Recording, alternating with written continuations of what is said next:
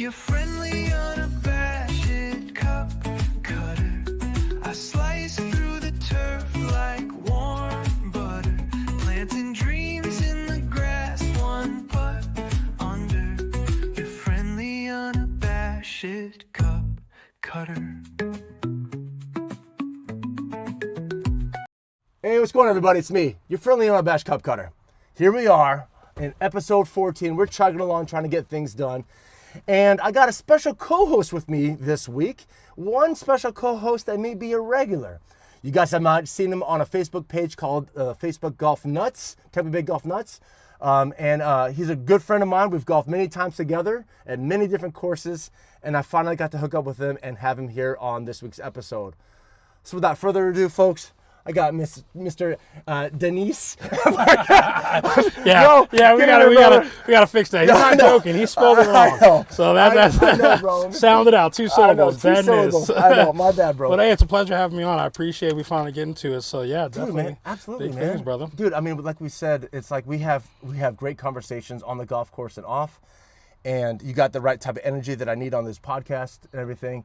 And so something that I did, folks, earlier was I actually recorded this episode yesterday. And I didn't like how, not to say I didn't like how it came out, but there's sections on this week's episode that I want to talk about. No better way to have it is another greenskeeper, fucking Dennis on and everything like that. So I said, hey, bro, you available? He literally just got done cutting greens. About 7 greens. 7 greens. We leapfrog. Yep. So 18 holes, we normally, leapfrog each one. So. Of course, yeah. Yep. And so I was able to snag you before you went golfing again. Because, motherfucker, we all know it out here in the Tampa Bay area. We're all part of the 18 birdies. This motherfucker's on a vacation. Dennis is playing.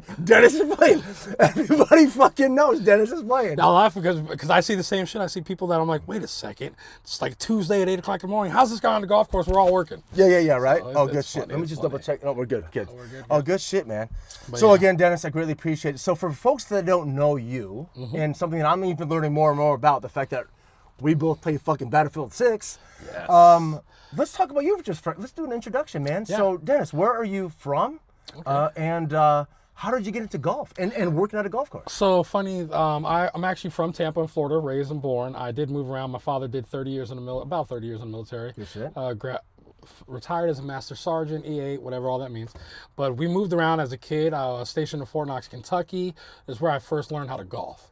I was probably like about 8 years old or so. Okay. Obviously, it wasn't serious. It was just something we lived on base, and they had a couple golf courses on base. Literally right next door to, they have one right next to Fort Knox. And so we'd always used to joke about, oh, you can see the fort right there and go break in and do all this stuff from there. Oh, no shit. So I just kind of gravitate. I'm a lefty golfer for those that don't know, but very rare. Me and my dad were the only few. So I played then, didn't play really much, moved back to Tampa, Florida. He retired.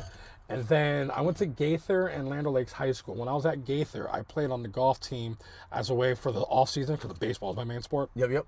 So I played in the off season for Gaither. I wasn't good. I was shooting like 120. Yeah. But it was just for fun because we got to play every day at Emerald Greens, which is now Carrollwood Country Club. Oh. So it's a private exclusive golf course it's right there on Del Mabry behind the Chuck E. Cheese. So back then, they had a deal with Gaither High School that we got to use it as a practice facility, but our home tournaments were at Northdale. So we got exclusive playing privileges at both courses. So every day, I'd go shoot a 120 on that course, but we got to play it every day, and this is very nice. Now it's Carrollwood Country Club, but did it as for fun. Wasn't great, but it was during the off season of baseball. It took about 15 years or so off. Then COVID happened. I didn't touch a golf club for that long. COVID happened. The only thing you could do outdoors was playing golf. So that's when kind of golf got picked up again. By that point, I was, in my 30s. And so, just 30, just bought a house and everything. And so I just took it serious. Yeah. It was one of those things you start playing it serious. Like, why didn't I not do this when I was a kid? Because I started in high school, playing on the team as like a little reserve and all that. But like, it wasn't serious because it was during the off season for baseball. But now I look at it, I'm like, if I would have stuck with it from there, probably be on the TV playing PGA. Shit, they're fucking doing something, man. It's crazy. A lot of us say that, like, Like, I played hockey my whole life. Right. Do I play hockey now? No. If I played golf when I was a kid, I'd be playing golf also. Funny thing about that, I always laugh because we have the hockey rink right down here, that the Lightning and stuff. Yep. And Florida now, especially with the Florida Panthers and Tampa Bay Lightning, the biggest and best teams in hockey, they're Florida teams. Yeah, right. Like, you got all these people from Canada or wherever not pissed. We don't see snow, and we're the number one teams in the NHL. Yeah, right. So it's just funny. But back to what you were saying earlier about how I gravitated towards the golf industry was just being in love with golf. I mean, I'm such a nerd for golf. I know the PGA players by names. I volunteer. This will be my 4th year at the Valspar, doing the Pro-Am caddying and stuff like that. So I just got real big and addicted to golf. So I was like, working these dead-end jobs, doing 9 to 5s. I did a lot of corporate stuff like that. Working in offices, doctors' offices, handling insurances and stuff. And I was like, I want to do something that I like. Now, exactly. It was a big thing when I wake up in the morning and the first thing you're like, I want to call off, or I just don't look forward to going to work. Oh, bro. That I got tired of it. And so eventually I was like, I love golf. I love being around golf. I want to work on a golf course. Yeah. And so didn't know what I was biting off when I started because it was maintenance. But I mean, I started at TPC Tampa, and I was there for probably about 6-7 months, and then I knew nothing. First day taught me how to rake bunkers. Yeah. Start from the bottom. You got to go through the ropes. Yeah, go through the ropes, and then Chris, my superintendent here, happened to just message me out the blue because I actually applied for here before TPC Tampa. He just happened to hit me up out the blue saying that he was interested still, and asked if I was. So I said, yeah, this place is literally less than 10 minutes down the road from the house I bought. Shit. It's a resort. Unabashed designed these courses back in '81 when they opened this. It was 2 courses. Yeah. And so I've always, I had friends in the area that lived around here, high school and all that. So we've been here a million times. And so I was like, hell yeah, I'm definitely interested still. They better pay, better benefits, 401k. I mean, being in my mid-30s, I need something with of course, health, the benefits vision, dental, that's all that. Right. Yeah, that's right. So I was like, yeah. So we signed on board, and I came across Chris, and I mean, best superintendent I've worked for. Yeah, he's a good guy. Not that Zach at TPC wasn't great, but it was just more relaxed. Of course. But I just wanted to be in the golf world and try to see, and so now I've worked my way up to head greenskeeper here. Yeah. And recently got back in school to try to further my career. Of course. Telling Chris, I was like, I love working on the golf course, but I don't want to be the guy cutting the grass forever. So I want to be able to move up and not cap myself. And you're still young enough to where you can still do all that. Correct. And the biggest thing is you're still willing to learn. You want to be outside. You fucking love the game, and that's a big one. That again, we've talked about this offline so many times. Especially the younger cats that get into it, or maybe not even younger cats. There's some guys that don't even give a shit, and they're in their 30s and 40s just trying to get a job. They don't give a shit about golf. Correct. And so you can half the staff here is like that. Yeah, you can see that, especially on the green. Yeah, there's maybe a handful of us here that actually. I mean, you've met some of us already. Yeah, of course. Matt, me, Bryce, and some of us that actually golf. And the majority of our staff doesn't golf. Or not that I wouldn't say they don't care about it. Because they do take their job serious. Yeah, they do take their job serious. But they just don't have the love of the game like I do. True. That's what I meant to say. It's the love of the game. Yes. Of course. I take that all back. Not all of it. Because we have some of the guys that have been here. One of our guys, Jaimes, Fig, and some they've been here 30, 40 years. No shit. Yeah. Yeah, so they've been here for a while, but they don't golf. They just, they love the job. But as far as playing the game, they're not interested in it. So, but me, I love both parts. I told Chris in my interview, the reason why he hired me so big is because I am a golfer. First, one of the questions he asked me is, what was my handicap? Which I've never had an employer ask. So that was kind of funny. Oh, that's awesome. So that was, so at the time, it was around a 15. Now I'll probably say a 10 or 12. I got But so he was like, he loved the fact that I was a golfer because you could take pride in your work and understand it. Like I tell him, I love to do the jobs that are meaningful, as in, cutting cups. Man. I cut cups the other day, and then we played right after. So like today, I walk mowed greens just to have, I can take pride in when I play it afterwards, after work or whatever, I play around, and I'm like, I cut that cup. I did that. Or if I blame it, who cut that cup? That's right. I did it. I lipped out. But not only just the cutting the cup, but just the work. This is more your golf. This is your golf course, and you worked on it. Correct. That's a big thing to me, and that you take pride in your job and being on the golf course. Like myself, if I was told, like, Dave, we don't need you to cut cups, can you rake bunkers? Goddamn, that'd be the best fucking bunker that'll be. Exactly. I want the lines to show. I want everything to be perfect swirls. It's because we love the game. Exactly. We take pride in our work, and we're going to do what we got to do. Exactly. That's my main thing. And of course, the big perk is free golf. Yes. Free golf So balls. that was the main perk for me, because I told him, I said, I'm a golfer, so like I want to golf, but like that was a big thing, because I told him, I was like, I told him, just like I said earlier, I don't want to wake up and first instinct be like, God, I got to go to work today, or maybe I should call out, maybe not. When you start getting to that point in your life, switch it up, do something, find what interests you, because it was big. I mean, you work 5 days a week here, sometimes 7 days a week, that if you start feeling like it's getting not demeaning but just mundane. Mundane, perfect Yep, word. yep. Yeah, so mundane that you just start immediately. I mean, opening your eyes for the day, and you're like, I don't want to go into work. Like that's just when you know you're not doing the right thing. Yeah, right. So that was my main thing, and I was like, I love golf. Let me go work my way in golf. Well, good shit, man. Well, best of luck to you, going to school and everything like Yes, that, and yes, getting yes. educated and just fucking making your craft even better. Trying You know to, what I'm saying? yes. That's it, man. Just make some more money. Like get people more. ask me, what would have made? I think if I could just have started this maybe 15 years ago, all of us, man. this would be a whole different story. Of course. But you're still young. Yes. Because I mean, I'm what, 10? How old are you now? 36 next month. Oh, so I'm only a few years older than you. I mean, my Almost- dad did. almost 9 After to 10. 30 years, my dad retired from the military, went to school, got his master's degree, and then did another 25 years working for Social Security at the age of 40-something. Yeah, exactly. So now he's retired, 65, and him and my mom live the best life. They literally just went on a cruise. They go on a vacation every damn week. That's right. Yeah, So right. it's like, right here, brother. it's not bad to start somewhere late. That's why, regardless of how you feel, if you just, like you shit, said, man, you who find fucking something cares, mundane, man? just switch it up in your life. Switch it up and do and Nothing hope- wrong with that. And really try to hard to find something that Yeah, you're really find your passion, passionate and about. if you try to can make it- find find your passion and find a way to monetize it to help with your bills and whatnot, that'd be the great. Yeah, absolutely, man. Dude, that's good shit. And then to find out, like I said about yourself, side note, man, we're talking about Battlefield 6 earlier, man. I'm And 45. PGA. And PGA. Yeah. That is- 2K25. No. So I don't play PG. I play Road to the Masters. I have that one too, but for Xbox. Yeah, so the reason why I like Road to the Masters is just, it's fucking harder. I think it's just It more is like harder. a simulator. It's It is more harder. like, The putting and everything. Oh, Like the fucking- PJ just gives you a line. Like it's yeah. more on the grid. So the Road to the Masters was great, but it got a lot of flack because people didn't like that it was too hard, too serious. Yeah, fuck it. I don't need. If I want to play an arcade game, I'll play fucking Mario Golf on Nintendo. Funny side You note, know what I'm saying? Funny side note, I'm playing my player PGA guy the other day, and Yeah. the first major of the Masters, obviously we come to it, and they can't call it the Masters because of the PGA Of course. So they call it the what is it called? The what's another word for the Legends Tour? Okay. The Legends. Okay. The Legends.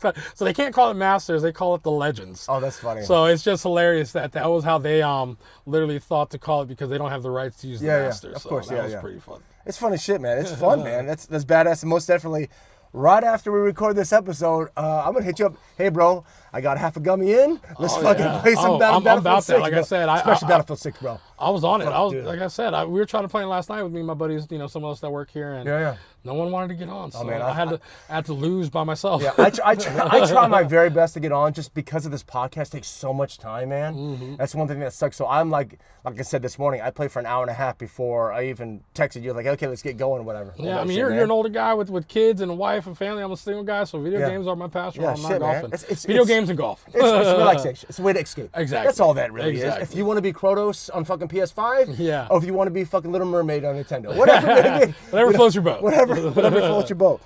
Well, shit, man. Well, that's good for the folks to know. It's good shit, bro. And so let's get into the fucking news. Yes, sir. Let's talk about news. We're gonna go globally first.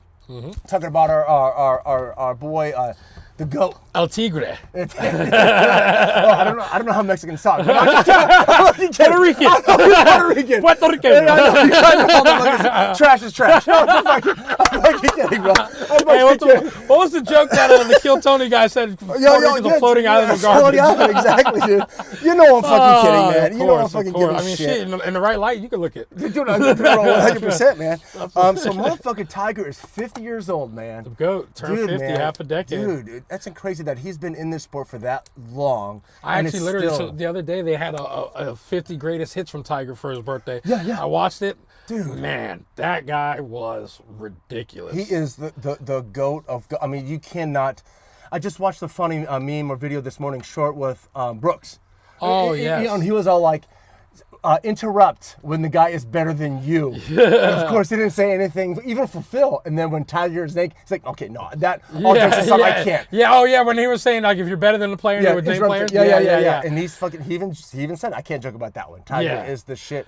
Yeah, Dude, I mean, right now, 50, he's eligible for the Champions Tour now, right. which, I mean, everyone talked about for years since we already kind of knew he was past his prime. Hell, last year, well, not this past year because I don't think he played it, but the Masters recently. Just because of injuries and shit. Yeah, the guy, he shot an an 85 at the Masters. Now, granted, none of us have played Augusta. They say it's a hard course. Of course. But when when he saw that he shot 85, I'm like, I've shot 85. Yeah. I'm like, but 85 at Saddlebrook is different than 85 at Augusta. Yeah. So it's like, but, we know he's past his prime. But he, now with being eligible for the Champions Tour, I mean, it's his calling. Yeah, you I get to think ride so. in a cart. It's a shorter format. Yep. I mean, well, especially with his leg in his back, that's perfect, man. The guy has a million pins and up in his leg and his spinal, forgot what they call it, the disc surgery, where they put an artificial disc in there. Was that from the accident? I can't remember. I don't know. I think the accident was, I want to say COVID 2020-ish. Yeah. And then there was something else after. That's right. Yeah. One of them is different. The back or leg, one is from the accident, the other one's not. I think maybe the leg. I think the leg got crushed in the accident. Yeah. The back, I just think is years and years. Exactly, yeah. But still, it's amazing the fact that he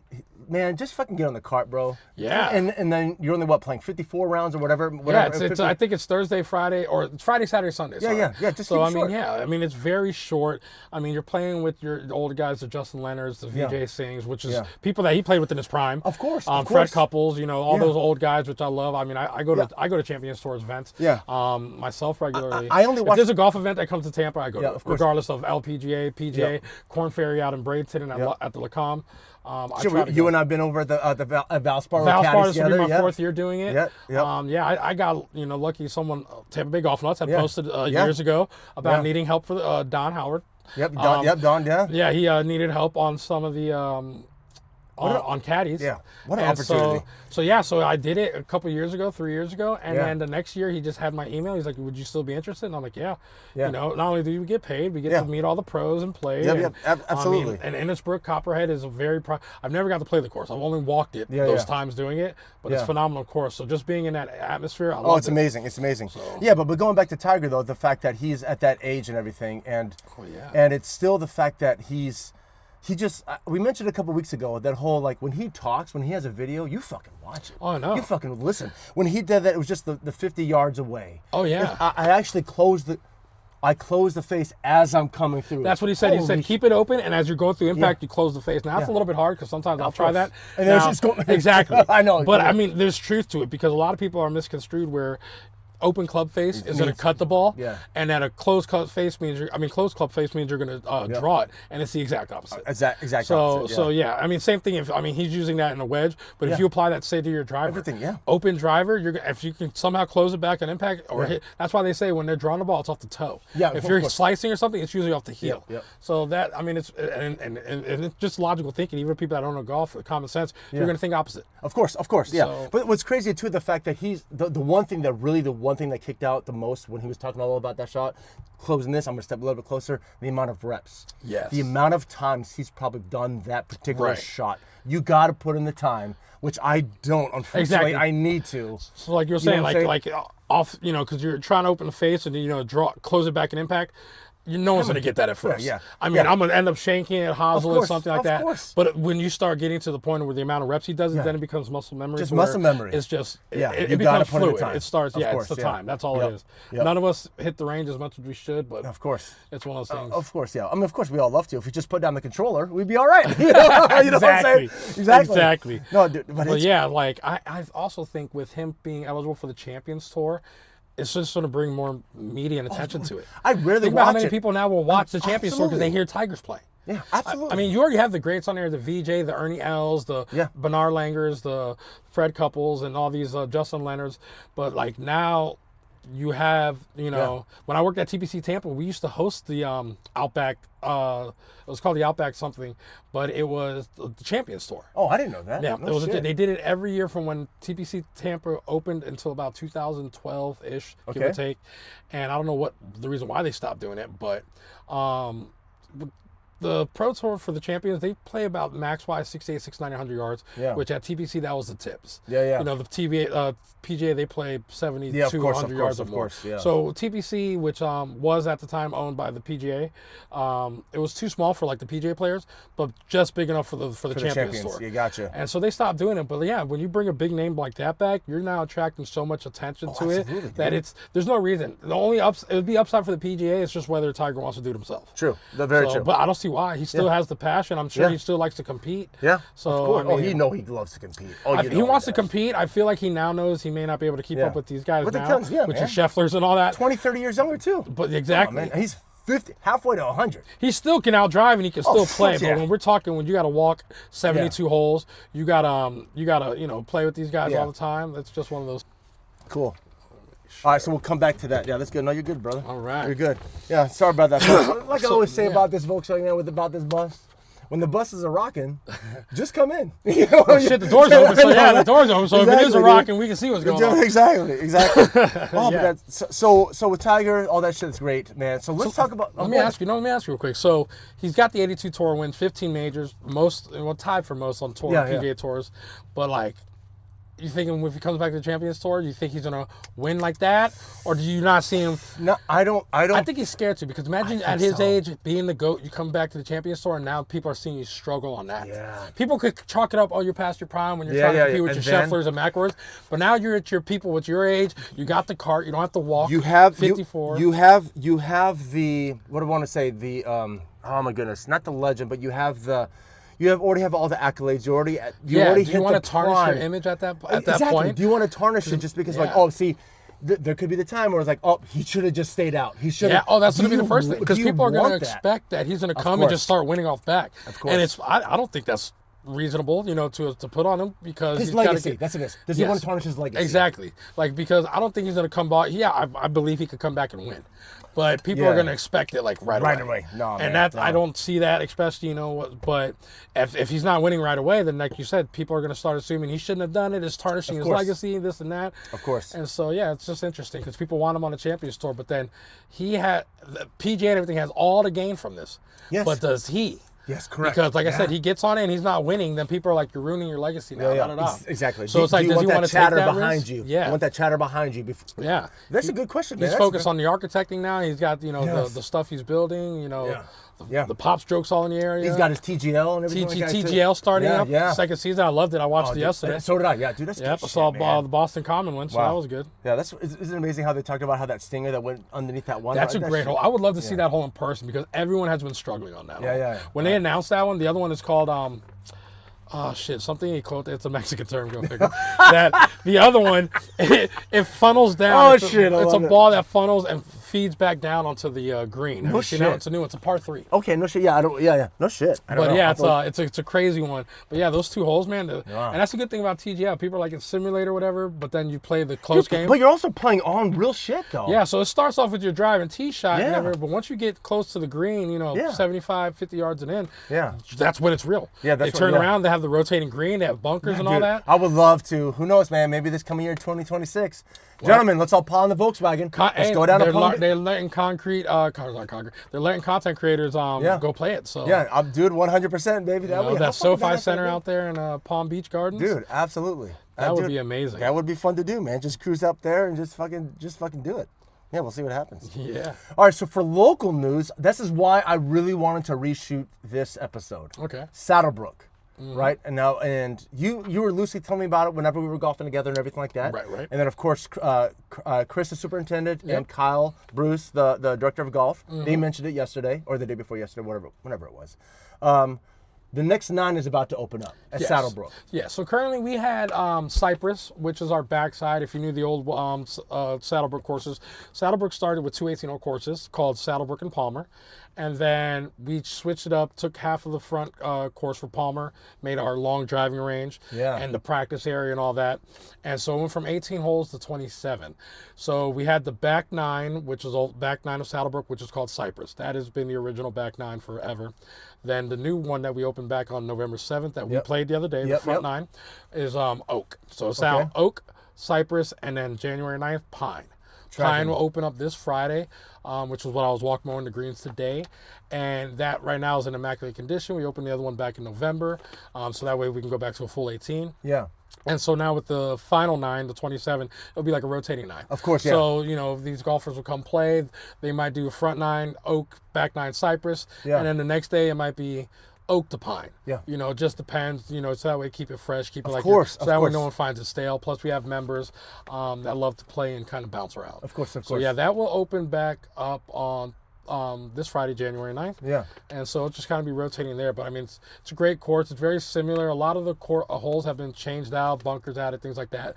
But the main thing across the board is we changed the green complexes and made them bigger and wider Gotcha. and more undulated. Gotcha, So yeah. if you played the old Palmer and Saddlebrook before, we had great greens, but they were smaller than your typical green. I've noticed that when we got to the back nine. Correct. I was like, damn, this thing is small. Correct. But I mean, like correct. the first couple of holes that we played again, it was Cypress, right? Holy shit, it was like a little dip in there. I can't remember which green it was, but man. I love it. So pine number 1 is actually great because for Friday when we grand open, we're gonna put all the pins in the middle. Try to help everybody out for the first day. I like to set some Master Sunday pins. Chris will tell you, he played the other day, and I saw him on hole 3. I said, "How'd you like the first hole?" And he just gave me a look, and I'm like, "It was a Master Sunday pin, like top like right that. corner, right near the edge." So it's hard. I love it. But so Friday when we open up, it'll be in the middle, but. Pine 1, it funnels, it's a bowl right in the middle. So if in the middle, it's going to feed right to it. I wouldn't be surprised if someone hits a hole out on day 1 there. Because it's going to be in the middle, and the way it funnels from back to front, it just bowls right down to where, no matter where you hit in that area, it's going to feed right to the middle. No shit. So yeah, so it's kind of cool cup placements. Yeah, I can't wait to come back because I know I talked to Kyle and Chris. Their conversation will come out later on. But the fact that I would love to come back out. I mean, I'm sure I'm going to come out sooner than that. Oh yeah, before I'll tell you anytime with me. Of course, brother, absolutely. I cannot wait to check it out. But man, that's what's so cool about having like you guys have the bar and everything's in the center. Can easily go get something to eat, get something to drink, whatever. Correct, on. But the biggest one is what's great is if every track can do that, you're giving 9 holes a chance to rest. And nine holes to get a chance to recover. Let that grass recover. Let it do and everything. Okay, that one's done. Okay, let's rotate now. Correct. That's perfect, man. That would be awesome. So it was dope because we closed down the golf course in April. Also, if you notice everything, they had like a $90+ million renovation. Yeah, for the whole place. Yeah, for the whole thing. The golf course got about a little bit over $9 million. Okay. For that renovation. When we closed out in April, the pool, everything was shut down. They had a fence around everything. They decided because they also redid a lot of the hotel rooms and everything. Yep, I saw that. So they decided. I remember talking to Kyle.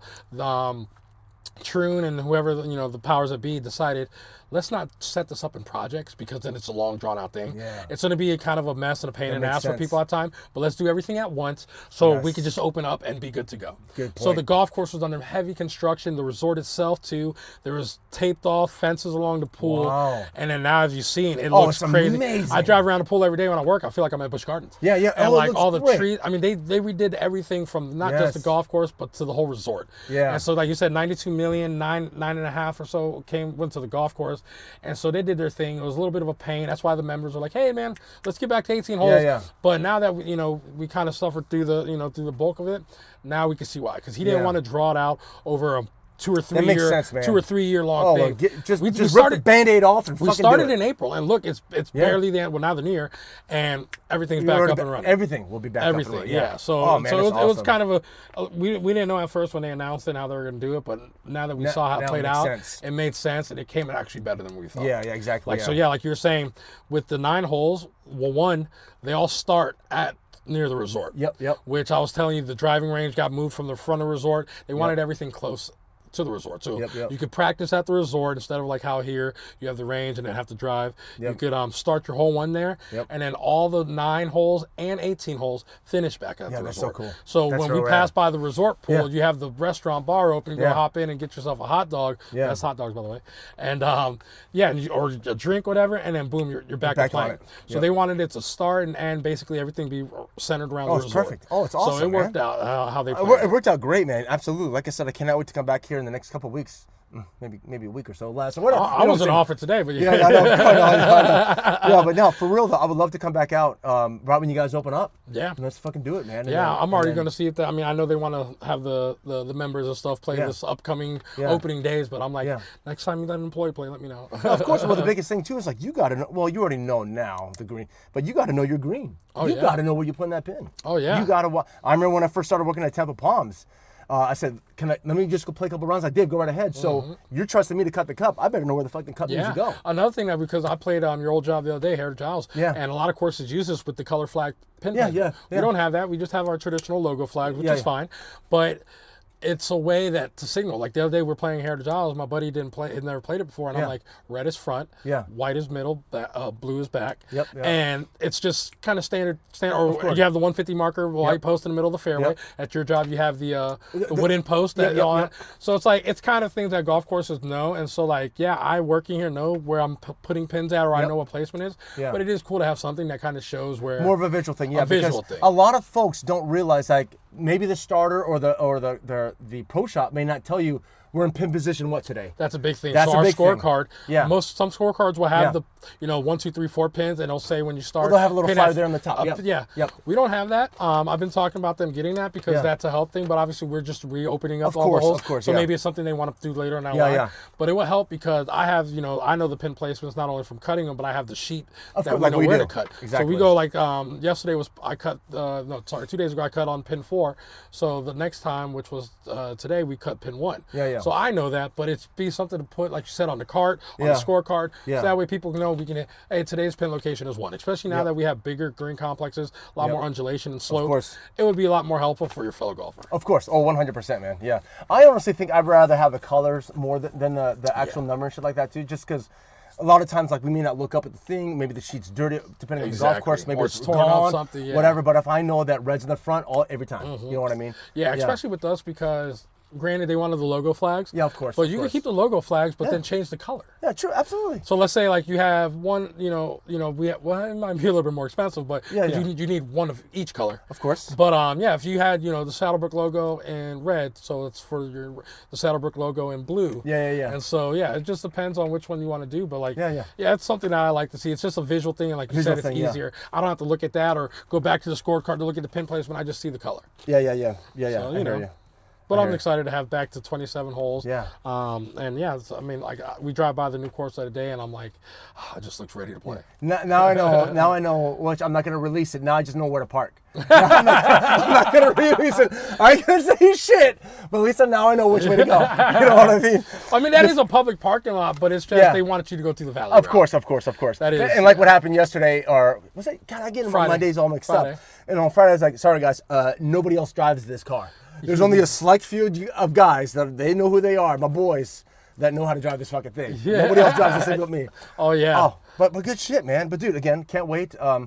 Sometime after the 9th, maybe before or after the PGA show, fucking Dennis or Dave, you want to come on out? Let's fucking do it. You know my schedule. You know mine. Yeah. Like I said, anytime you guys can during the week. Like I said, it'd just be after work or on the weekend. I can set it up. So. And ditto, man. Like I've been wanting. Like I said, it was perfect. We had Gabe to come out the other day because I've been wanting you and Gabe to play it. But then also Brandon. Yeah. Lordell. All my boys, all the crew, man. Because we have too much fucking fun. Man. Lewis played it the other day without me. Yeah.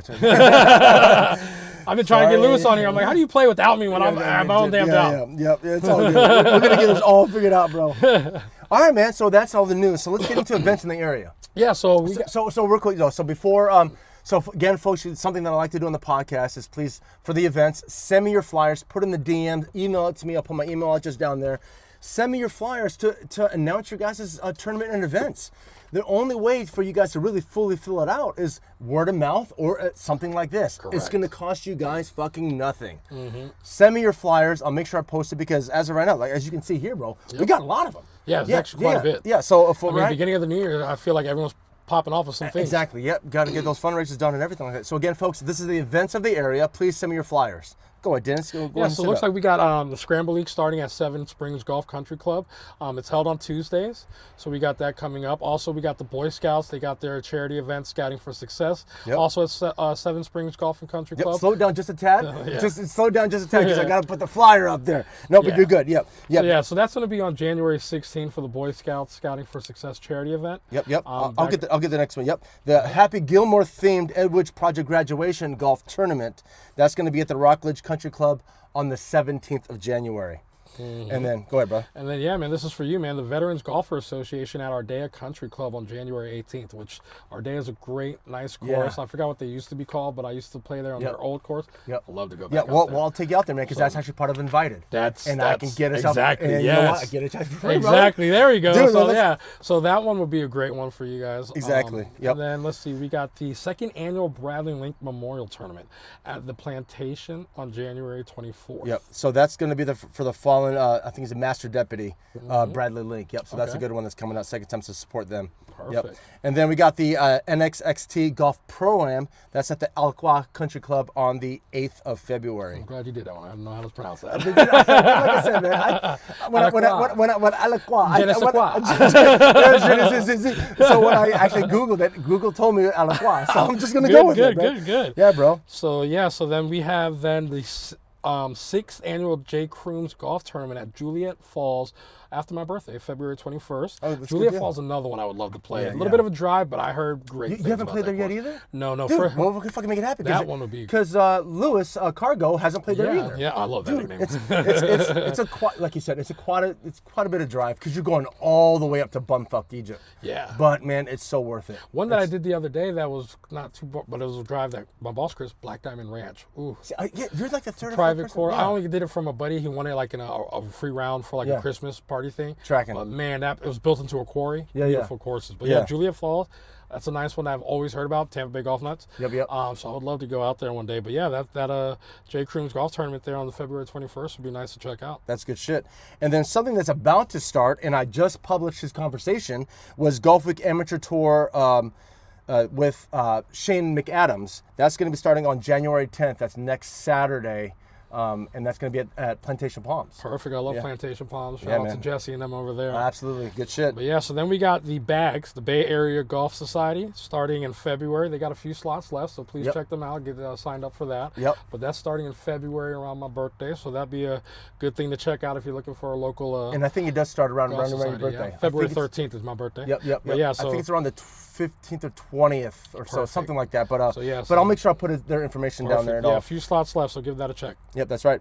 And then we also have one that's a little bit further down the line. That's going to be the 7th annual Special Operation Forces Mission Organization Golf Classic. That's going to be here in Saddlebrook. And actually what's great about that organization, again, those are those spec ops guys, those door kickers. That's why we play video games. Because I can't do that shit. I lived through them, not vicariously, not really. When I was in the Air Force, I just sharpened number 2 pencils. But no, that's going to be on the 17th of April here at Saddlebrook. Yes. And I'm really excited about them too as well because we reached out, we talked to them, Thomas May and a few other folks. I'm going to have that organization on the podcast. Perfect. It's actually cool because Saddlebrook, one of the big things when they did the renovations here is they obviously made the greens bigger and fairways, but they were very big on extending tee boxes and furthering out because they want to get this to a championship golf course to bring big events. Gotcha. They do one every year in March where it's like a boys and girls NCAA tournament. Oh, cool. And so I don't know if it'll be this year, but they normally do it. But these guys play before we did the renovations, our tips were about 6,400 yards. Gotcha. Okay. Now with the new course, like depending 72, 73? a little bit over 7,000. Okay, yep. Yeah, so it's still not quite PGA level. Yeah. But your college or anything else, it'll be perfect enough. We have Saddlebrook Academy, where kind of like the IMG, where these kid prodigies that come for golf and tennis live and play here. Yep. And so they wanted something that is, we have our everyday members course, but when they held these big tournaments, they have the tee yardage and stuff for that. Of course. So they extended. We're now literally another 700 yards, just a little bit over 7,000. Yeah. So now we can hold these type big tournaments. These big tournaments, big organizations. That you have these big players and stuff like that. Yeah, because there's some big guys and gals, more than guys that can really hit a ball. Exactly. Big dudes. So some of these kids here, I see them, they're driving the ball over 300 yards, and they're high school kids. Yeah, right. I know. So man. I'm like, it's wild. It's crazy. So that's that's the 7th annual Soft Mission Organization Golf Classic going to be held here on the 17th of April. So shit, man. Yeah, man. There's a lot of events. Yeah. So again, I can't say it enough, please, folks. Please send me your flyer, send me your information so we can post it on the, mention it here on the podcast and make sure you guys get your slots filled up. Yes, that's the thing. So shit, man. So we could talk about courses played, but I think we've already talked a lot about South. Oh, there was something, but that's okay. We'll take care of that later. Was that a drink? As long as it wasn't a drink. No, it was just a ball and. The most important, one of the most important leagues, the Average Joe's Tour. No, you're good there. Thanks, brother. So we got the courses that we've played. So, like I said, I'll just talk about my experience that I had here at Saddlebrook. Like I said, the course was amazing. Oh, yes. Yeah, man, the course was in great shape. I don't know who the fuck cut those pins. I don't know. But no, they were legit, bro. They were I fun. had to beat my own ass on that because I had a nice putt for birdie. I think we had on that par 5 that it lipped out, and I was like, "Whose ass do I beat?" And I'm like, "Wait, my own." But the course was in great shape, man. Absolutely, I really did enjoy it. I highly recommend it for folks to get a chance to come out here and play it. And yes. Especially now when you got the next night coming up. Yeah, no, so I highly recommend the track, man. The driving range you said, you actually put me on point with that. I didn't know we had one of the biggest driving ranges in the state of Florida. Shit, man. But our practice and chipping and driving range area is top notch. I mean, can you imagine though, real quick? I'm just thinking about it for a maintenance type of guy. Yes. Holy shit! Can you imagine some cats are hitting them ball? You got to do the ball retriever, the ball. Yeah. You got to drive your ass all the way down there. Oh yeah. And get them balls. So funny thing about that is the balls that get collected on the range. Yeah. That is Kyle and his people. Yeah. Okay. So they do that. But as far as the maintenance, like cups and cutting the grass and all that, that's all on us. Okay. And so luckily Holy we shit. don't, because I see them. I'm like, especially with these people are somehow shaking it all over the fucking place. You don't know how you're picking up the balls, and so I'm like, you can always see them pick up balls, and then they miss about half of them. Yeah. And so I'm like, I'm glad we don't have to do that part. But on the flip side, when in the morning we go out and we're ready to cut the grass right now, and we got to pick up the stuff, and the other day the guy was cutting the fairways out there, and I was pogoing, getting the temperatures for the greens, and I hear the ball go through the mower and shoot straight out the other side. Oh, of course, man. And I was like, damn. Like, you hear it, you're like, oh my. It sucks, man. Yeah, it sucks. But it's a big-ass freaking course. I love it. They did their thing. It's now, I mean, bro, that practice area is beautiful. It's awesome. And you have plenty of area to move the where you're hitting from, the tee box for the range. Correct. Yeah, so you can let this literally, like, you don't have to hit on mats. Yeah, Hardly ever. Oh, ever. Yeah, so we rotate spaces on there. Yeah. And so I don't know the distance, but then remember I was telling you on the opposite side of the driving range, the Saddlebrook Academy kids, they have their own 3 greens and their own tee box to tee off on there, so they're separated from the public. So if you drive on that side, you'll see like signs that say this is for the Academy kids only. Yeah. And I mean, that side's immaculate too. Wow. So like they have their own little, these kids got And you it guys all. take care of those kids as well? Yep. Everything. Oh shit, yeah. Everything. I can't wait till I briefly met somebody the other day, an older gentleman that was from the academy. That's right. I can't remember his name, but he is their head coach. Yeah. So I'm sorry, I can't remember his name, but yeah, he's a cool guy. Yeah. He's their head coach. There's a couple other ones, but yeah, so they're out there every day. I mean, these kids. I'm most definitely gonna. I wish I can get some of these kids' names because I'm sure they'll be on the PJ. Oh, 100%, man. I mean, you're out here doing they do boys and girls. I think he was telling us that day that one of the kids he has is 9 years old. Yeah. And the kid's already like a prodigy. So right?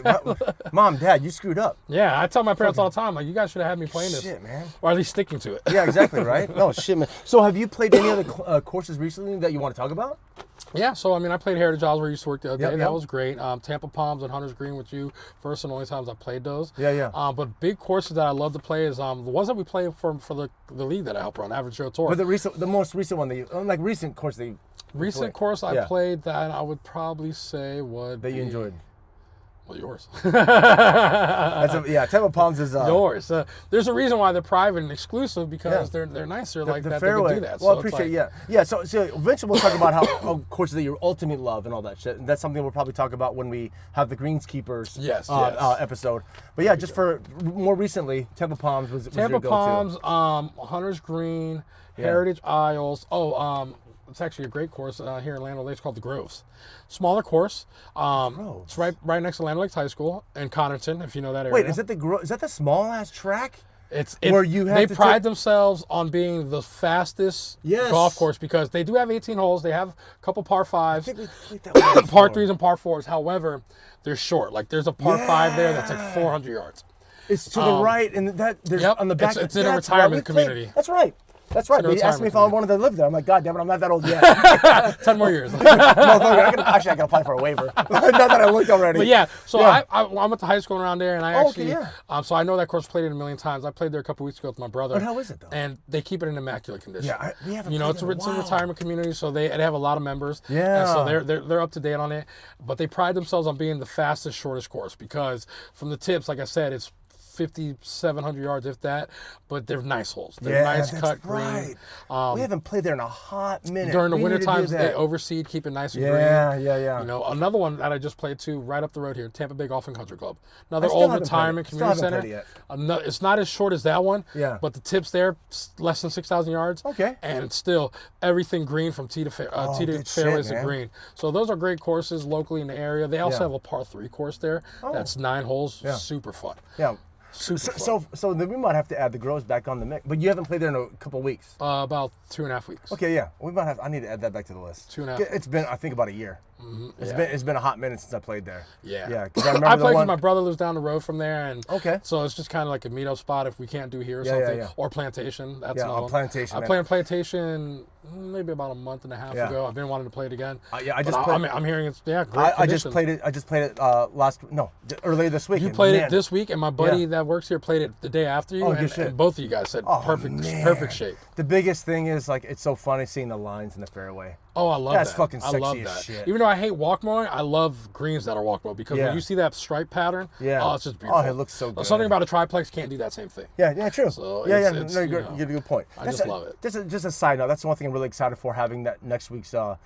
I might probably move up that conversation sooner. The greenskeepers, the maintenance guys conversation. It's a great way to show people the opposite side of what they don't see. Exactly. Yeah. There's so many times like I posted that one picture about why don't you golf when there's frost.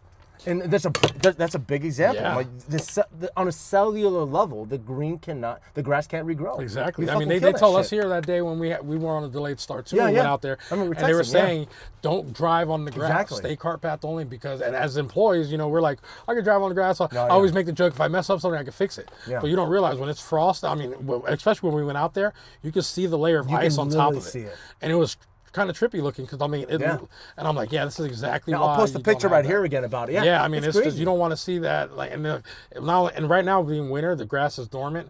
It's not growing, so it's like, it's just. That's why I really think it's important for us to have this episode, to have this one just for the greenskeeper, for the local area, and that's something we could talk about. If I get other golf courses folks on here to talk about it, it's just like there's a lot of things that folks just don't know about. You know what I'm saying? Especially like I'm not very familiar with the chemical side and all that shit. You know what I mean? Like I'm learning. It's one of the classes I'm taking. I think Matt is. Matt, our irrigation guy here. Shout out to Matt. He just recently got his pesticide license. Sweet, So he knows a little bit more than I do, but I'm studying for that as well. Good shit. But just so that way, like especially one of the things I do here a lot, I'm always around killing these mole cricket and ant mounds, because with the new turf we have, they're brutal. Like our old back nine, it's been there for years. Soil is compact and everything. Not too much of an issue there with the greens or the fairways. With the new turf, they burrow into it, and the new greens, I don't know if it's maybe warmer for them in the cold, that they like the fresh turf. But I mean, you walk out there and you just see a bunch of little holes popped up from where these mole crickets are. Down here with the Bermuda, we use Bimini Bermuda grass and Tiff Eagle. They bury deep down into it, and so I mean, it's not too bad. But you wake up the next day, you go out there and you see these little holes sticking around the greens, and then these ant mounds, and so it's funny. I got to deal with some acephate and some chemicals on killing those, but it's cool to show that side that people don't always see. Exactly. Yeah. A lot of folks don't realize how the important. And then hopefully it educates them to where they want to go out. Like that day you posted the picture, no one knew what the hell the yellow marks were on the green. They think people are dying. Like, no, those are from your ball marks that never get fixed. Exactly, man. And that's actually a perfect segue. Perfect motherfucking segue. Man, still perfect fucking segue on your fuck tip of the week or your fuck complaint of the week when it comes to fixing your ball marks. Right, that's a very good example, because something that you and I both do, which is great. We both cut cups. We try to make sure that we put a pin position to where there is no weeds, there's no ball marks or nothing there. Right. Correct. When we're trying to do that as golfers, because you want that I do pin length. You probably might do the same, or as much as we can. Yeah. Obviously, there's certain zones that we can't put a pin placement, so we're stuck to this. Damn it, there's an old cup there, but.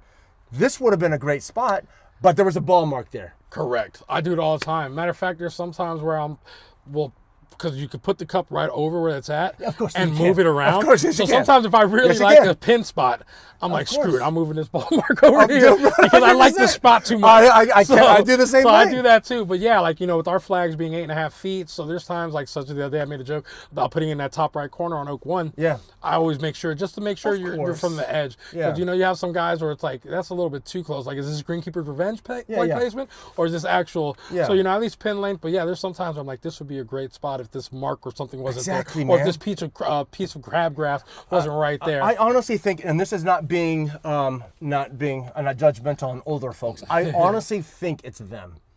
I really honestly think, and God, for the older crew, I'm not singling you out, but if you can't bend over and fix that, there needs to be a way for either have like a tool or something else. You know, like I know how like we have the AccuFix, AccuFix, or the old Greenskeeper one. They make long tools. I really do think it's the older folks that don't bend over, because how many times that I'll post on the Nuts page or other various Facebook pages, whatever, I'll post pictures on my social media that you got to fix your divots.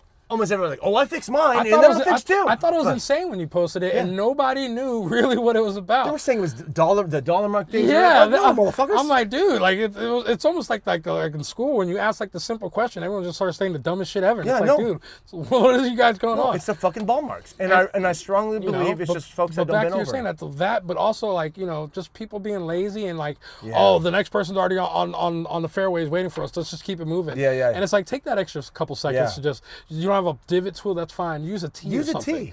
Whatever you have. You could almost use your wedge and kind of hit it a little bit. Yeah, depending on how deep it is. You could, but really just get your fucking. Matter of fact, we played the other day. I used the flat part of my 60 degree because there was one that was just slightly. It wasn't even a ball mark. It was more like an indentation. Of course. And I was able to just pat it with the back end of my blade.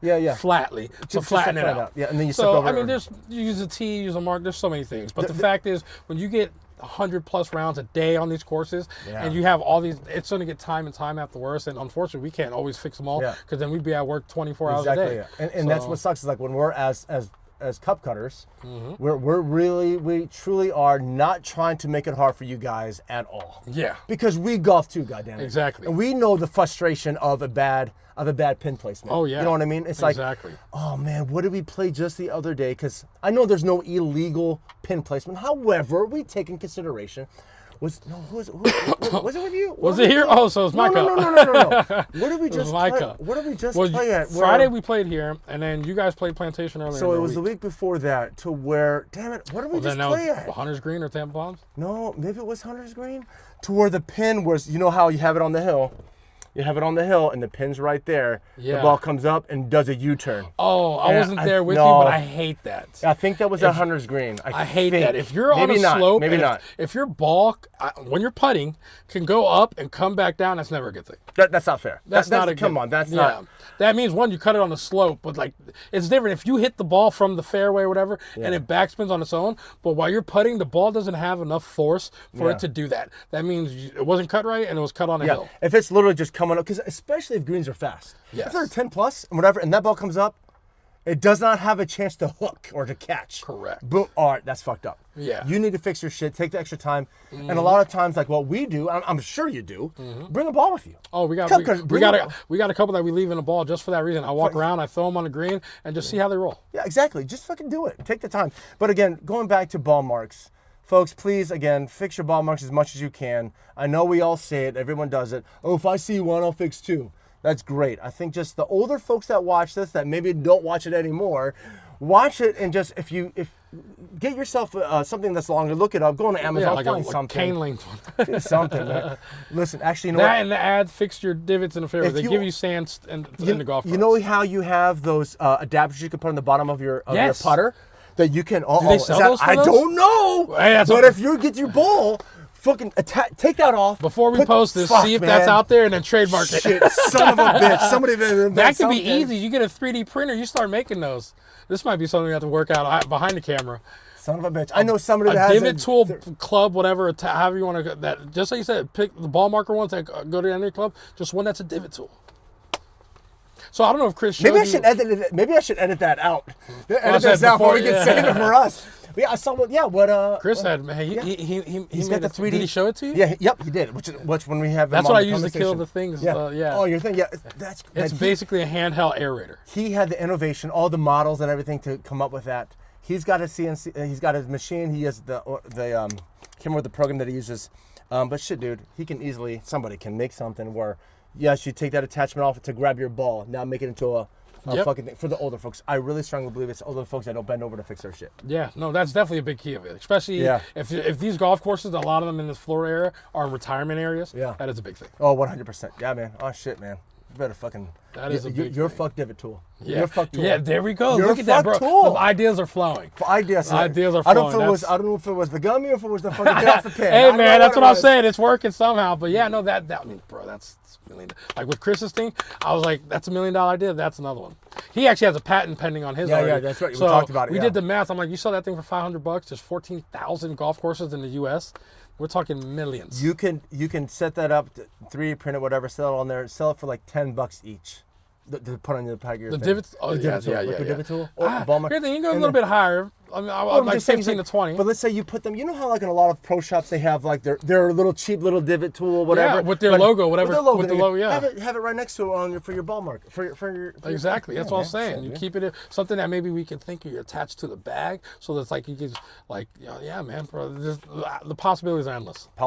Your fuck tool.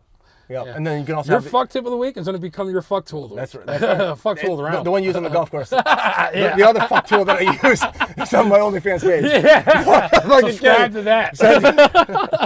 It's actually a high membership, man. I don't shave my legs for nothing. So anyway, They are pretty shaved. That's crazy. I was going to ask you if you're a swimmer. Well, I used to, but also I am half Filipino, so it's yeah. that Pacific Islander Asian shit. He's only Wolfman from the waist up. Bro. No, that's fucking. Or Rod Jamie on the way down. I'm just kidding. I'm fucking Man, kidding. he's not a good one to use. I don't know if you heard about Dude, him that's recently. a big ass fro. No, it's not. But that motherfucker, a big ass fro, bro. But anyway, so dude, awesome. So that's your well, most definitely that's. Yes, we gotta got push to that one. plan that one. All right, man. So next up, I just want to talk about some episodes that we have coming up and some potential ones that are happening here. So I'm just gonna write these out real quick. Go ahead. Because, bro, what's amazing about these conversations, bro? We've been talking for an hour. Don't even realize it. That's Don't what even I love. realize These it, brother. conversations Yeah, didn't that we even have. realize it. Now I can see why the other day 30 minutes wasn't enough. Dude, it's not enough. I mean, sometimes You get on the flow, man, it just starts it coming. just comes to happening. You know, I may try to edit some of this stuff out just so it's more a little bit streamlined. But there's not. Well, I'm talking like this thing falling, Yeah, that yeah, thing, yeah. whatever. Just make sure it's not a glare.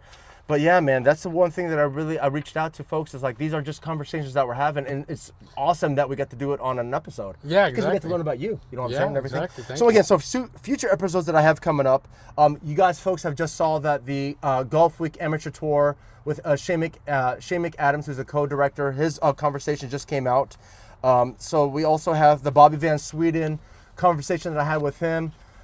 His conversation is coming out here pretty soon. But do you know about Bobby Van Sweden? So a funny little thing, bit? before you told me about him, I would see his post online, Oh, and I'd always think because I actually need to get my clubs regripped soon. Yeah. I got them regripped about 3 years ago, yeah. and then I bought a new set that didn't get regripped. So, Yeah. and I've been He does- experimenting. wait. So let me ask you because No, I've been but that real quick though, that's with Dennis from Oh, sorry, Golf sorry, Pride. yes, sorry. That's something separate. No, Yes, but okay, that's still yes, good though. yes, We yes. can still go on with it. No.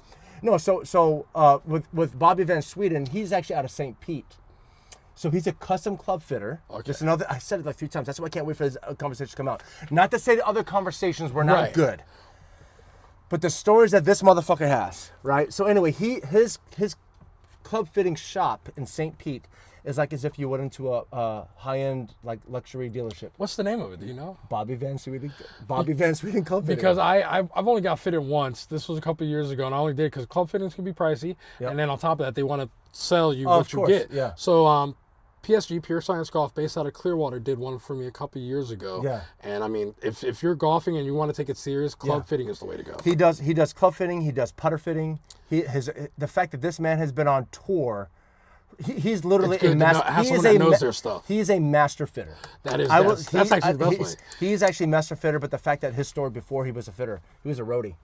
Oh, really? Can I tell you a short story? Go ahead. Motherfucker, so he was a roadie for 11 years for He's probably got a million stories. bro, Megadeth, Led Zeppelin, Def Leppard.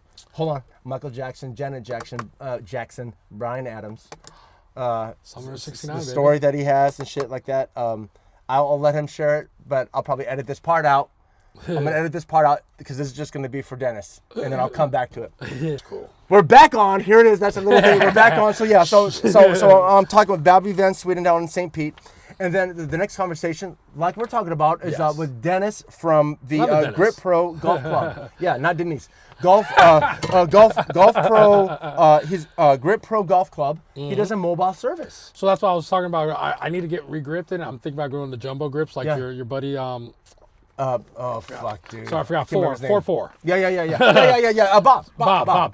Yeah. But yeah, so because one, I need the new grips, and two, just having fat hands, I've been wanting to try the jumbo grips because I have some buddies that have them, and they just feel great. So I definitely would love to talk to Bob, other Dennis, about getting some re-grips done. But yeah, the fact that he's a mobile guy and he comes to you no matter where, and he could do it on the fly and on the fly. like that. Yeah, because when I got mine done a few years everything. ago, they were like, at the time I did it, I did the whole bag. Yeah.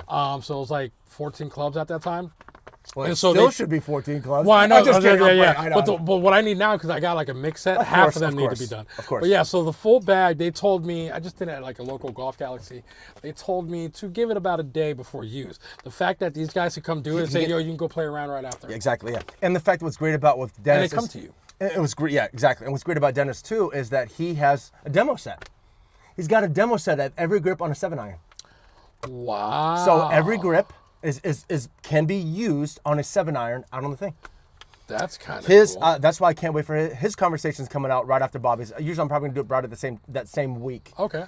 So Dennis is coming out here pretty soon, and yeah, dude, absolutely. Yeah, that'd be a good one to check. Especially like if we were to do like an outing. My biggest thing, what I'm really looking forward to doing with all the guys that I've had on the podcast, all my boys, is I want to get back with Spatty from Greg Spatticini. Oh, yeah, Spatticini. Yeah, Spatticini over at Heights is like, dude, we can have a little event there. I still want to check that out. So I don't know exactly where it's at, but you're talking about Tampa Heights. I love that area. You come to my house, you jump in the Volkswagen, we fucking go there together. That's what I'm saying. I love that area, and I've been nothing cool about a simulator. People hate simulators with the talk that it's not the same feel, and I will admit to it, it's not the same feel as being on a golf course. Yeah. But the vibe aspect of it, top notch. Just having some beers, food, and air conditioning. The air conditioning. Hanging out, we have the billiards table. We have the ping pong table. Playing courses that you would never play. Yep. You want to throw a gust on the simulator. And it has all the cameras and everything to look at their face. So we can have everything there. Shoot we can have drinks. We can have all that shit. Have Dennis over there redoing grips. Oh, they can make it a whole thing. That's the plan here pretty soon. I would love to check that out. That'd be very cool. I want to send an invite out and everything like that to have my core group of guys, but also anybody else that wants to come out. Do your fuck party over at Spatticini's. Golf podcast. You're a fuck. We gotta be You're fuck golf. Yeah. Sorry, you see it. No, I want to get in. It's the other. You're a fuck. That we could do. So anyway, so that conversation's coming out. We have something that you're partaking with Average Joe's tour. I have Trevor James. Yes, shout out to my boy Trevor. So Trevor started this Average Joe tour years ago. Yeah. I want to say about 4 to 5 years ago. When he first started it, about 40 to 50 guys. There was only like one league. Then the next year it took off to where he had different divisions. I run the Suncoast division with my buddy Chris Roberts, and that's basically your Hillsborough County side. We play courses, Crescent Oaks, Plantation Palms, Lansbrook, we did basically a lot of courses like that. Then we have the other ones, Hernando Nature Coast for like the Hernando counties, things like that. So so first year he had 40, 50 people. Then it jumped the next year to where now we have in year 4 close to around 300 or so people, and then online we have a presence of over 13,000 followers. Yeah. So where he's getting people like next year, this upcoming season, we now have divisions opening up in Orlando, which he'll tell you about. Yeah, he did. But he's getting calls from people that want to take this out of states. What's amazing? He's like, we're not there yet, but I mean, this thing is just growing every year. Yeah, the fact that I know Lewis Cargo's part of it. I was about to say the fact that I know you and Lewis is on there. Yeah, that's my style. You guys know how I fucking golf. I'm retarded. So he wanted to make it a thing because Average Joe, when we started, granted, each year we were getting some of these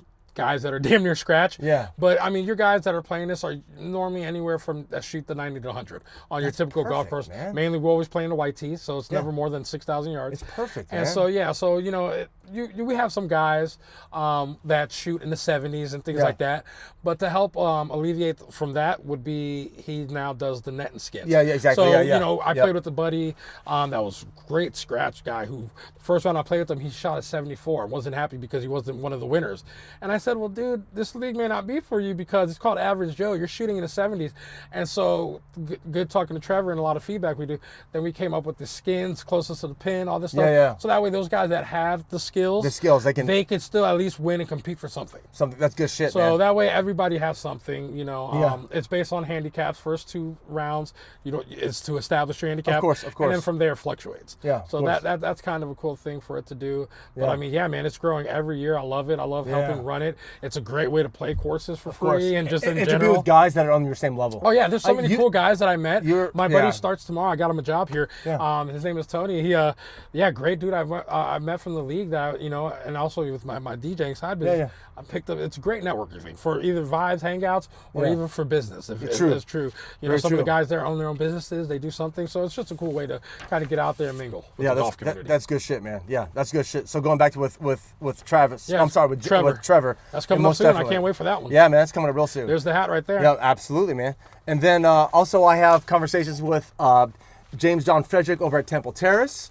His conversations will be coming out shortly after that. Check that course out. So, dude, I'll get you out there, man. The fact that it's on the National Historical Registry, the only golf course in Florida. Yeah. It's been around for 103 years. That is insane. Yeah, so that's like something you see on when the PGA, when they're doing one of their major events and they're talking about the course has been there since like the Ben Hogan days and stuff like that. That's crazy. Yeah, it's crazy, man. Yeah, so his conversation's coming out along with two of his kids that are on that oh my god, great. Oh my goodness. I can't remember their names. Sorry, boys. But they're going to be on as well. I'll have their conversation, a little quick one. And then obviously you met Bob. I'm going to have 4-4 Golf. Bob, shout out Bob Abruzzese. Bob beat me. You didn't beat me. Bob beat us. Bitch. Hold on. I did contribute some, motherfucker. You know, the last hole, my job was the shit. Okay. So you hear that, Bob? He admitted to contributing one hole versus 17 others. but good on Bob, man. 61 years old, man. Playing from RT, he's saying that everything was striped. He was, and he's a fellow lefty. Yeah, which is fucking weird as shit, man. Everyone always gives me shit, so it's cool to have one. We have like 5 or 6 guys. Yeah, all my lefties I met from you. Dude, isn't that fucking crazy? If you folks have never gotten 2 lefties together on a golf course, it's the funniest thing. Dude, look what you got. I want to play with this. Oh, yeah. So that's the thing. My buddies, they get new clubs and drivers, whatever, and I can never hit it because I'm not righty. You can't. So it's cool, like when you see somebody that has something, such as Bob, he showed me the Jumbo Max grips. Now I want Jumbo Max. Yeah, exactly. I cannot wait to get, that's something, again, that your fuck will get a chance to do. Not lefties. It's the host. I wanted lefties and righties little thing in the with my core guys. So funny, I got a bunch of you guys. They had a tournament here at Saddlebrook a couple months back where it was all lefties. I saw that. Actually, just saw that recently. Yeah. So I want your fuck version of that. Yeah. I want like my boys. I got 5 of you guys, 6 of you guys that are lefties. Do a lefty versus righty thing. I would love to fucking do it. I think it'd be fun as shit. So that'll fucking happen. Dude, so yeah, so his conversation is going to be coming out, and then obviously I did talk to the guys here, Kyle, Bruce, who's your director of golf, and Chris Warwick. Yep. Unfortunately, our conversation was short, just because Kyle had to be somewhere to be. But he's a busy man. But he even said it himself. Like, that was the quickest 30 minutes I've ever experienced. Yeah. I mean, I do try to have a nice long conversation. I knew you were going there. My little childish brain went through it. You know what I'm saying? But, so even though our conversation was quick, it was very thorough. It was really great, but I am gonna come back and talk to them individually because we did have a little stepbrothers pan situation going on. So most definitely I'm gonna come up with them, but their conversation is gonna be coming out. Yeah, that would. Not just because I work here, but I would love that because those 2 guys, they have industry-wise, and then with everything going on here, that'd be a real interesting. I can't say this enough. I have not seen oh man, I'm having a brain fart. What do I want to say? Camaraderie, not just conversation, just their communication that they have with each other. Like you don't see that most of the times. Maintenance and your directors or just whatever, the pro shop you want to call it.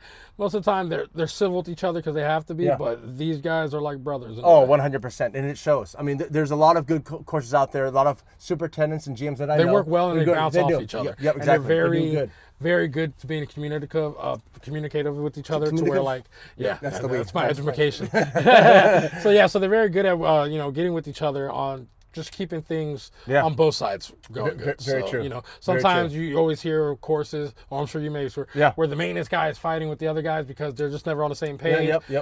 Just something, cart path only, this and that. So that's right. They're very good at working well together. Very true. Yeah, very true.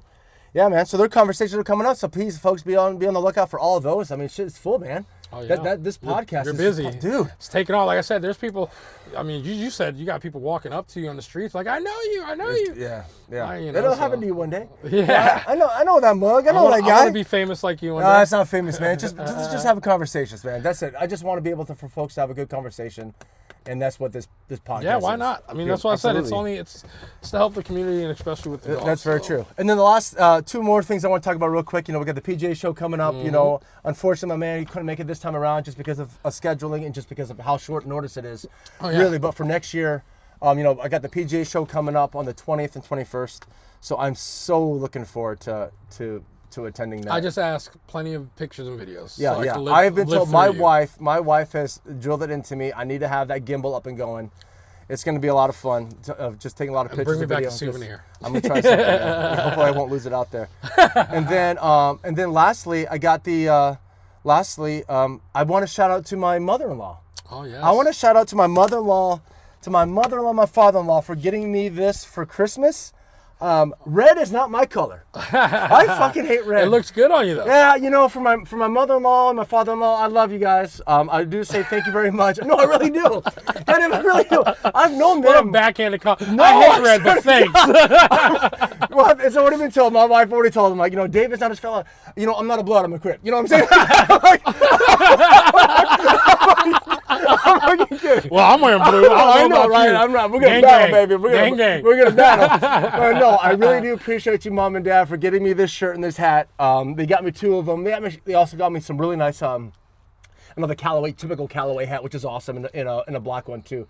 But I just had to throw this one out there just to show proof. Side note, I always get golf shit for Christmas. This was the first year I haven't gotten anything golf related. Dude. Not even a ball or nothing. Do you realize that is the easiest gift to give to anybody that's a golfer? You can give them anything. I went to my buddy's house the other day. He was like, "Hey, look at these balls I got for Christmas." Dude, right? Well, it's funny that sounds. But yeah, look at these golf balls I got for Christmas. Yeah, right. And he pulls out. It was like a package deal of Pro V1s. Yeah. That there was two 12 packs, so 24. Yeah. But it was like two of them, 12 and 12, in a box. Like it looked like a Christmas gift set. Yeah, but look legit. And he's like, yeah. I said, bro, those are the Mercedes of golf balls. Yeah. He's like, really? I said, yeah, it's not your noodles. I said, just know when you hit those in the woods, that's $5 going every day out of them. And that's a beautiful part of the thing that we talked about many, many times. Is like that's why we work at a golf course. Yeah. Free golf balls. I haven't bought golf in forever. That's the best way, man. Take that back. I buy golf balls for the average Joe for those rounds. That's special different. rounds. That's different. But from our everyday play, I don't spend money. Dude, on that. 100%. I know I'm gonna lose it.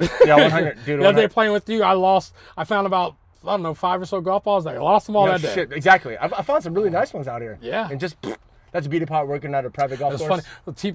So at Pro V1s TPC everywhere. Tampa, they were Pro V1s, calories, this and that. Yep. Other courses, noodles, Yeah. pinnacles. Like, yeah. So I'm like, Nobody wants a soft noodle. Yeah. It says long and soft on the ball. Nobody wants that The shit. marketing director for that guy knew what he was doing. Dude, 100%. Calling it noodle and dude. then putting long and soft on the Come golf ball. on, bro. Hook He it knew up, what he man. was doing. Hey, if you guys want to send me a packet of noodle, a long and soft I'll take ones, 'em. Dude, we'll fucking. I'll take a long and soft noodle. Dude, 100%. But, and then we'll go golfing later. yeah. Exactly. Well, like I said, man, when the buses are rocking, just come in. Yeah, no, So, for real. But yeah, that it's cool. But yeah, no, Yeah, that's absolutely. So, dude, we've went on for an hour plus. We got to wrap this shit up, dude. Oh, yeah, I mean, bro. we could talk forever, man. no, but we got to go play Battlefield. No, you told me once. So, with that being said, bro, thank you so very much for being on the brother, podcast, thank my you. guy. Finally got it. Bro, Finally got we're it. most definitely we're gonna have you on again. Perfect. And I'm really looking forward to next week's episode where we have a greenskeeper maintenance conversation. I like that because I like Gabe and we vibe well. Yeah. And just to talk to a fellow greenskeeper and just to see their perspective on things. 100%, man. We'll talk about as long as we need to talk about. And dude, thanks again. Folks, again, please, if you do like this conversation, make sure you like and subscribe on all platforms. I'm on Spotify for audio, video. Obviously, I'm on YouTube just because I have to. But if you do like and enjoy, please like and subscribe. And with that being said, my guy, just like the hat, you guys have a good one. This has been your friendly Unabashed Cup Cutter. Fix your ball marks. Real quick, just like Price is Right. Have your pets spayed or neutered. Fix your Fix your ball. ball, yeah. That's your. You stay classy, San Diego. Fix your ball. You're friendly, unabashed cup cutter. I slice through the turf like warm butter, planting dreams in the grass, one putt under. You're friendly, unabashed cup cutter.